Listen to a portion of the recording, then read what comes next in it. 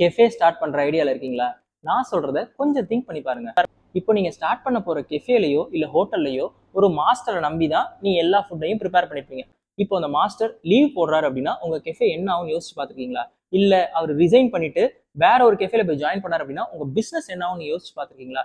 எப்பயுமே என்னோட personal advice என்னன்னா, உங்களுக்கு அந்த கெஃபேல இருக்க ப்ராடக்ட் எல்லாமே செய்ய தெரியும், நீங்க பர்சனலாவே அதை மேனேஜ் பண்ணிடுவீங்க, சிங்கிள் ஹேண்டடா அதை ரன் பண்ணுவீங்க அப்படின்னா நீங்க ஒரு கெஃபே ஸ்டார்ட் பண்ணுங்க.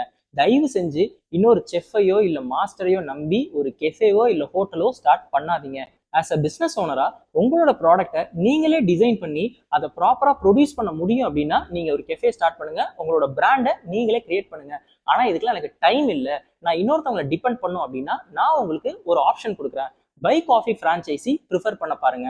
ஏன்னா நாங்க பை காஃபில எங்களோட ப்ராடக்ட்ஸ் எல்லாத்தையுமே உங்களுக்கு நாங்க எப்படி செய்யறதுன்னு கத்து கொடுத்துருவோம். நீங்க யாரையுமே டிபெண்ட் பண்ண வேண்டாம். உங்களோட பிசினஸ் நீங்க சிங்கிள் ஹேண்டடா ரன் பண்ணலாம். அண்ட் செகண்டரி, பை காஃபிங்கிறது ரெடி டு சர்வ் தான்.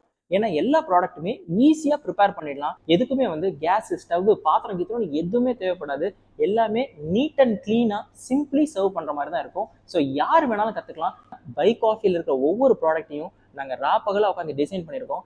நாங்க டிசைன் பண்ண எங்களோட ஓன் ப்ராடக்ட்ஸை உங்களுக்கு நாங்க கத்துக் கொடுக்குறோம். எங்களோட ஃப்ரான்ச்சைசி நீங்க எடுத்தீங்கன்னா choose better vision, choose by coffee.